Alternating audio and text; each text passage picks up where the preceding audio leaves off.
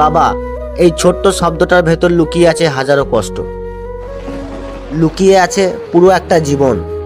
বাবা হলো এমন একজন মানুষ যিনি নিজের স্বপ্নগুলো কোনায় রেখে সন্তানের স্বপ্নগুলো গড়ে তোলেন।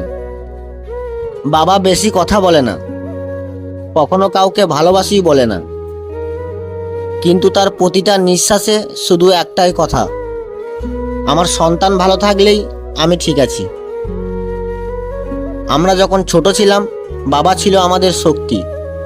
আমরা ছোটবেলায় যখন হাঁটতে গিয়ে পড়ে যেতাম মা হয়তো কাঁদতো, আর বাবা হাত বাড়িয়ে বলতো, ওঠ, আবার চেষ্টা কর।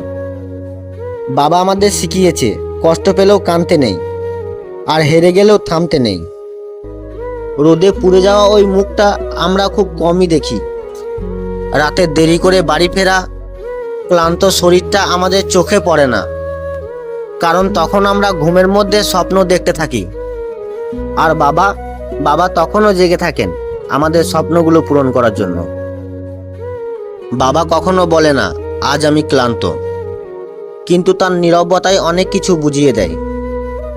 আমরা নতুন জামা কিনলে খুশি হই, আর বাবা বলে আমারটা আর লাগবে না। আসলে তার ইচ্ছাটা আমাদের হাসির ভেতর লুকিয়ে থাকে।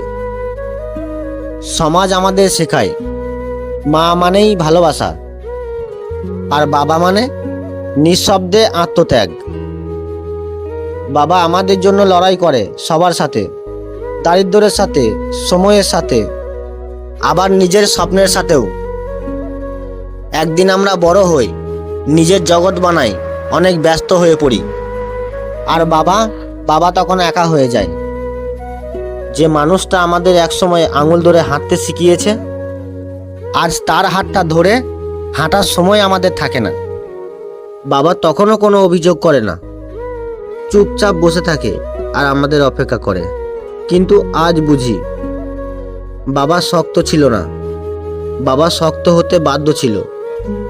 আজ বাবা আছে তাই আমরা বাবার মূল্যটা বুঝতে পারি না। যেদিন থাকবে না সেদিন আমরা বুঝতে পারবো পৃথিবীর সবচেয়ে নিরাপদ জায়গাটা আমরা হারিয়ে ফেলেছি। বাবাকে একটু সময় দেওয়ার চেষ্টা করুন, তার কষ্টগুলো একটু বোঝার চেষ্টা করুন, কারণ বাবা বাঁচে সন্তানের জন্য। আর সেই সন্তানরাই যদি বাবাকে সময় না দেয়, তাহলে সেই ভালোবাসায় নিঃশব্দেই কষ্ট পায়। বাবা, তুমি কথা কম বলো ঠিকই, কিন্তু তোমার নীরবতাই আমাদের সবচেয়ে বড় শিক্ষা। তুমি আমাদের পাশে থাকলেই মনে হয় সব ঠিক হয়ে যাবে।